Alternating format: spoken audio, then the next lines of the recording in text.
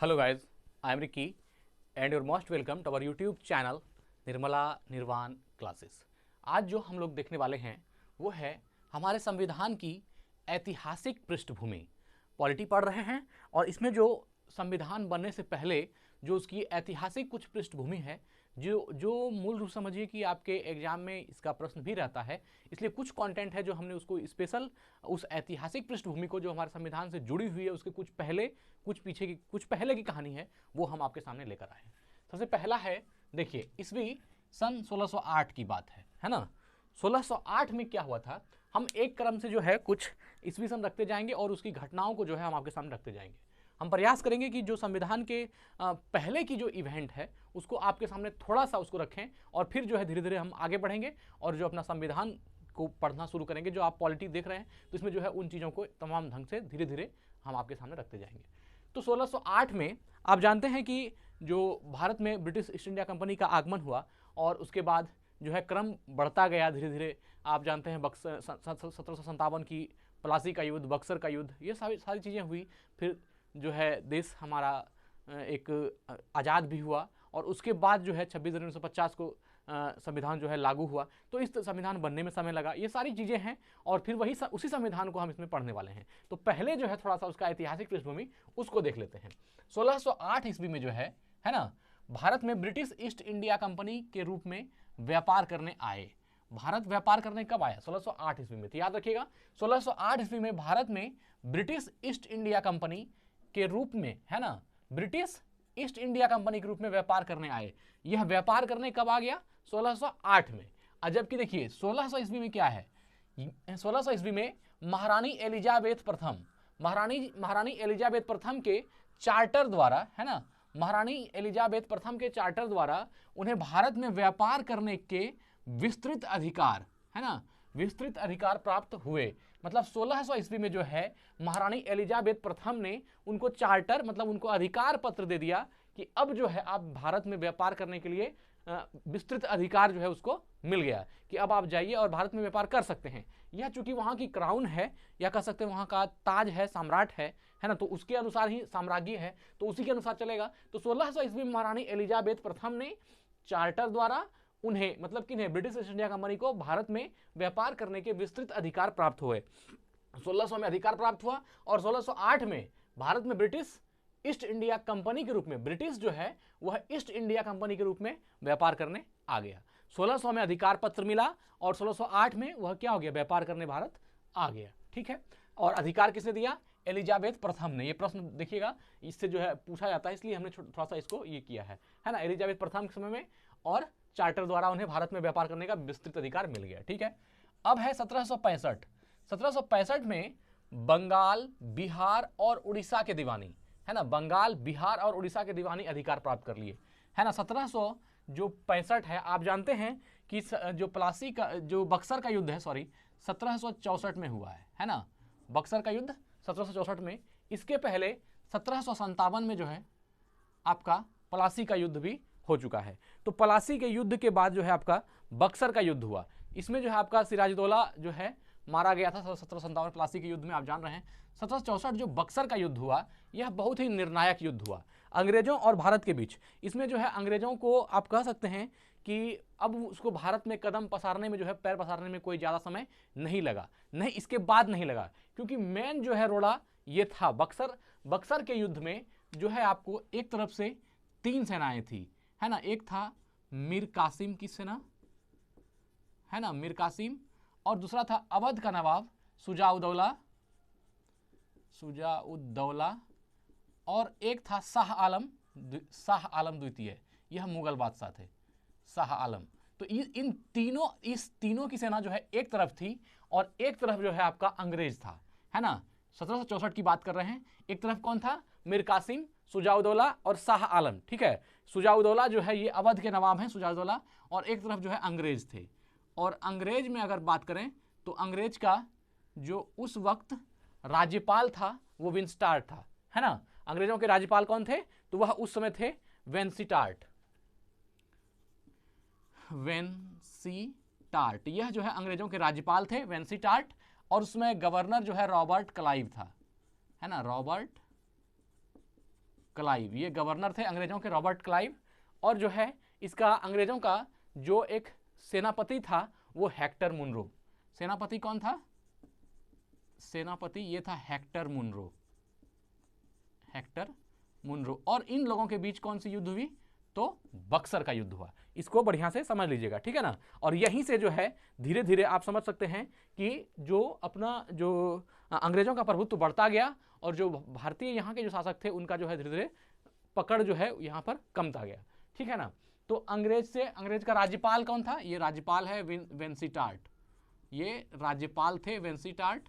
और Robert Clive क्या थे? तो गवर्नर जनरल थे, गवर्नर जनरल। अगर आपसे पूछ लिया, ये पूछा जाता है कभी कभी, याद रखिएगा क्या कि 1764 में जो बक्सर का युद्ध हुआ, तो बक्सर के युद्ध के समय वहां का राज्यपाल कौन था? तो ये वेंसीटार्ट था। कौन सा राज्यपाल? वेंसीटार्ट था। या फिर बक्सर के युद्ध के समय अंग्रेज गवर्नर जनरल कौन थे? तो गवर्नर जनरल कौन थे? Robert Clive. गवर्नर जनरल कौन थे? रॉबर्ट क्लाइव थे। और अंग्रेजों की तरफ से सेनापति कौन था? तो सेनापति जो है आपका हेक्टर मुनरो था। कौन था? Hector Munro. कब? यह जो है आपका 1764 बक्सर के युद्ध की बात हो रही है। बक्सर के युद्ध में सेनापति हेक्टर मुनरो था। इधर कौन था जो भारत की तरफ से थे? तो मीर कासिम है ना, जिसको कि नवाब बना करके हटा दिया था अंग्रेजों ने। इसके बाद सुजाउद्दौला जो अवध का नवाब था, और उसके बाद शाह आलम द्वितीय जो मुगल बादशाह थे। इन तीनों की मिलीजुली सेना थी और उधर से अंग्रेज सब थे। तो बाद में जो है अंग्रेजों की विजय हुई और 1764 में जो है इन लोगों का पराजय हो गया। तो यही हुआ। उसके बाद इस पराजय के बाद, बक्सर के युद्ध के 1764 के पराजय के बाद 1765 में इलाहाबाद में एक संधि हुई। कहां हुई? इलाहाबाद, है ना, इलाहाबाद की संधि। और इस संधि में जो है इलाहाबाद की संधि किसके किसके बीच? तो जो मुगल बादशाह थे शाह आलम के बीच और अंग्रेजों के बीच, है ना, रॉबर्ट क्लाइव के बीच, इसके बीच जो है संधि हुआ। और इस संधि में जो है कि बंगाल, बिहार और उड़ीसा की दीवानी जो है वह किसको दे दी गई? अंग्रेजों को। दीवानी का मतलब होता है जो राजस्व टैक्स जो वसूल होता है वह उसी को आप एक तरह से दीवानी कहते हैं। जैसे उस समय जो है हर क्षेत्र का अलग अलग जो है टैक्स होता था, तो उसको दीवानी कहा जाता था। तो यह जो है 1765 में जो है दीवानी किसको? इलाहाबाद की संधि के द्वारा जो है ना, दीवानी किसको मिल गया? तो यह अंग्रेजों को मिल गया। और सबसे पहले जब आपके क्षेत्र का दीवानी अंग्रेजों को मिल गया, जब यहाँ का राजस्व टैक्स वसूलने का अधिकार अंग्रेजों को मिल गया, तो फिर क्या रहा? उन्होंने अपने अनुसार वहां पर आदमी को रखना शुरू किया और टैक्स वसूलना शुरू किया। तो यहां से उसका पैर जो है जमना मजबूत हुआ, मतलब भारत में उसकी पकड़ जो है मजबूत हुई। किससे? बक्सर के युद्ध से। ये बात याद रखिएगा। तो 1765 में बंगाल, बिहार और उड़ीसा के दीवानी अधिकार प्राप्त हो गया। अब जब आपके प्रांत बंगाल का, बिहार का, उड़ीसा का दीवानी जब अंग्रेजों के हाथ में गया, तो फिर वो तो अपने ढंग से चलाना शुरू करेगा। तो यह जो है यहाँ पर 1765 में इलाहाबाद की संधि में हो गया। ठीक है। अब है 1858 सिपाही विद्रोह के परिणाम स्वरूप। 1858 में सिपाही विद्रोह के परिणाम स्वरूप ब्रिटिश ताज या क्राउन ने भारत के शासन का उत्तरदायित्व प्रत्यक्षतः अपने हाथों में ले लिया। अब देखिए 65 इलाहाबाद संधि से तो कुछ क्षेत्र लिया था, बंगाल, बिहार, उड़ीसा, कुछ ही क्षेत्र को हाथ में लिया था। लेकिन 1858 आते आते तक जो है, जब से सिपाही विद्रोह आप जानते हैं मंगल पांडे ने किया था, जब वहां से जब वह विद्रोह शुरू हुआ, तो इसके बाद क्या हो गया कि भारत के शासन का उत्तरदायित्व प्रत्यक्षतः अपने हाथ में लिया। इसके पहले जो है प्रत्यक्षतः लिखने का मतलब क्या है कि 1858 के पहले जो है वह शासन किसके हाथ में था? कंपनी के हाथ में था। ब्रिटिश ईस्ट इंडिया कंपनी के हाथों में शासन था। लेकिन 1858 में वह किसके हाथ में चला गया? ब्रिटिश क्राउन के हाथ में चला गया। जो वहां का एलिजाबेथ जो आप देख रहे हैं साम्राज्ञी, या ब्रिटिश का जो क्राउन, जो ताज है, जो ब्रिटिश का सम्राट है, उन्होंने ब्रिटिश ईस्ट इंडिया कंपनी से यहाँ का जो शासन व्यवस्था है वह अपने हाथ में ले लिया। तो यही कहा कि 1858 में सिपाही विद्रोह के परिणाम स्वरूप ब्रिटिश ताज क्राउन ने भारत के शासन का उत्तरदायित्व प्रत्यक्षतः अपने हाथ में ले लिया। मतलब अब सीधा क्राउन के हाथ में शासन आ गई। और यहीं पर जो है सबसे पहली बार जो है 1858 में, है ना, जो है आपका यह जो है गवर्नर जनरल का पद खत्म कर दिया गया और वायसराय का पद लाया गया कैनिंग के समय में। लॉर्ड कैनिंग गवर्नर जनरल थे, जिन्होंने उद्घोषणा पढ़ा और उसमें जो है महारानी विक्टोरिया को उद्घोषणा में ये दिया गया था कि अब भारत का गवर्नर जनरल का पद खत्म होता है और वायसराय का जो है वहां से ये हुआ। तो उसमें जो है ये 1858 की घटना है। तो सिपाही विद्रोह के परिणाम स्वरूप ब्रिटिश ताज क्राउन ने भारत के शासन का उत्तरदायित्व प्रत्यक्षतः अपने हाथों में ले लिया। अब शासन जो है प्रत्यक्षतः किसके हाथ में आ गया? क्राउन के हाथ में। ब्रिटिश ईस्ट इंडिया कंपनी के हाथ में शासन नहीं रहा।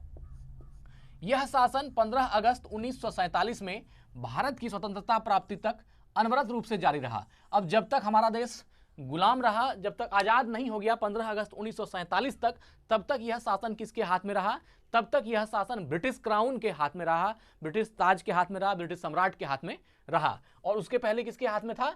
तो 1858 से पहले जो शासन था, सिपाही विद्रोह के पहले जो शासन था, वह किसके पास था? ब्रिटिश ईस्ट इंडिया कंपनी के पास था। अब यह जो है आ गया किसके पास? और जब तक हमारा देश आजाद नहीं हुआ 15 अगस्त 1947 तक, तब तक भारत की स्वतंत्रता प्राप्ति तक अनवरत रूप से यह जो है किसके हाथ में चला गया? ब्रिटिश क्राउन के हाथ में। स्वतंत्रता मिलने के साथ ही भारत के लिए एक संविधान की आवश्यकता महसूस हुई। स्वतंत्र हो गया अपना देश, और जो है आप जानते ही हैं कि गांधी जी वगैरह सबका कितना बड़ा योगदान रहा, हमारे देशभक्तों का, हमारे क्रांतिकारियों का, और साथ ही उस जो है राष्ट्रवादी आंदोलन में भाग लेने वाले उस तमाम महान चेतनाओं को हम नमन करते हैं जिन्होंने अपने देश के लिए जो है कुर्बानी दी। और उसके बाद जो है इस तरह अंततोगत्वा हमारा देश जो है 15 अगस्त 1947 को आज़ाद हुआ। और स्वतंत्रता मिलने के साथ ही भारत के लिए अब क्या हो गया? जब देश आज़ाद हो गया तो इसके लिए क्या हो गई? एक संविधान की आवश्यकता हुई, क्योंकि अब इसको चलाने के लिए एक नियम कानून की व्यवस्था होनी चाहिए। अब अंग्रेज तो चले जाएंगे यहाँ से, लेकिन यहाँ का शासन कैसे चलेगा? जो शासन ऐसा होना चाहिए जो सबको संतुष्ट करे और सबके लिए हो, है ना। हम लोग पढ़ते हैं we have the people of India, हम भारत के लोग। तो वहां से जो है वह जो बात स्वतंत्रता के बाद जो है अगली बात जो उठी वह संविधान निर्माण की या संविधान की आवश्यकता की ओर जो है सबकी नजर पड़ी। इसलिए 1946 में, है ना, ईस्वी सन 1946 में क्या हो गया? संविधान सभा का गठन किया गया। संविधान सभा का गठन क्यों किया गया? तो संविधान को बनाने के लिए, है ना। तो 1946 में संविधान सभा का गठन किया गया और 26 जनवरी 1950 को संविधान अस्तित्व में आ गया। और अपना संविधान कब अस्तित्व में आ गया? 26 जनवरी 1950 को जो अपना संविधान है वो क्या हो गया? अस्तित्व में आ गया, मतलब इसको लिखा गया। आप जानते हैं 2 वर्ष 11 माह 18 दिन जो है लगा, और बहुत सारे जो है नेताओं का, बहुत सारे जो आप कह सकते हैं कि संविधान सभा में भाग लेने वाले जो प्रतिनिधि थे उन सबका योगदान रहा। और उसके बाद जो है हमारा संविधान बनकर तैयार हुआ और 26 जनवरी 1950 को यह अस्तित्व में आया, यह लागू भी हो गया, है ना। जानते हैं संविधान सभा की अंतिम बैठक 24 जनवरी 1950 को हुई थी। तो ये इन तमाम चीज़ों के बाद जो है वह अपना संविधान जो है वह अस्तित्व में आ गया। ब्रिटिश शासन की संविधान और राज व्यवस्था ने हमारे देश की संविधान और राजतंत्र पर गहरा प्रभाव छोड़ा है। आप जानते हैं कि जो ब्रिटिश अधिनियम है, अधिनियम 1935 जो है ना, इसका 80% भाग जो है अपने संविधान में है।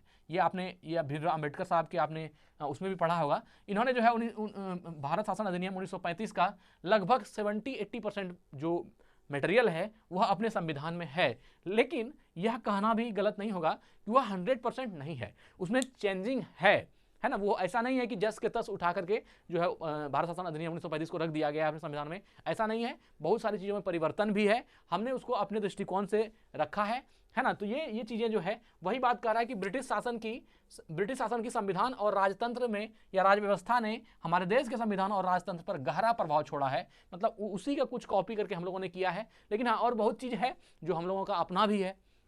जैसे मान लीजिए हम बात करते हैं ब्रिटेन के संविधान की, तो वह एकात्मक है। ब्रिटेन का संविधान क्या है? एकात्मक है। हाँ, लेकिन जो भारत का संविधान है, सॉरी ब्रिटेन का नहीं, अच्छा छोड़िए, इसको हम बाद में बात कर लेंगे, ठीक है। तो यहाँ पर जो है गहरा प्रभाव छोड़ा है। मतलब हम ये बताना चाह रहे थे इस उदाहरण से कि जो अपना संविधान है और जो ब्रिटेन का वहाँ का संविधान है, दोनों में क्या अंतर है ना। हम लोगों का अर्ध संघात्मक है।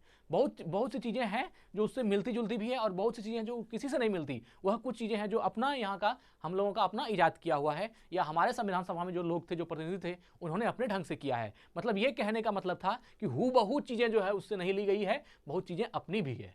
हाँ, इसलिए हीन भावना अपने आप में नहीं रखना है कि हमारा संविधान जो है किसी का नहीं, वैसा बात नहीं है, उसमें परिवर्तन है, ठीक है। तो ब्रिटिश शासन की संविधान और राज व्यवस्था ने हमारे देश की संविधान और राजतंत्र पर गहरा प्रभाव छोड़ा।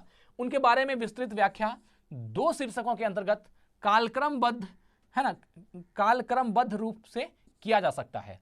क्या बोला कि उनके बारे में अब जो संविधान, जो हम अपने संविधान पर जो गहरा असर पड़ा है और ब्रिटिश संविधान का, और जो हमारा संविधान तैयार हुआ, तो उनके बारे में विस्तृत व्याख्या 2 शीर्षक के अंतर्गत कालक्रमबद्ध रूप से किया जा सकता है। अब 2 शीर्षक क्या क्या हो सकता है? तो एक शीर्षक है कंपनी का शासन 1773 से 1858 तक, और दूसरा शीर्षक है सम्राट का शासन 1858 से 1947 तक।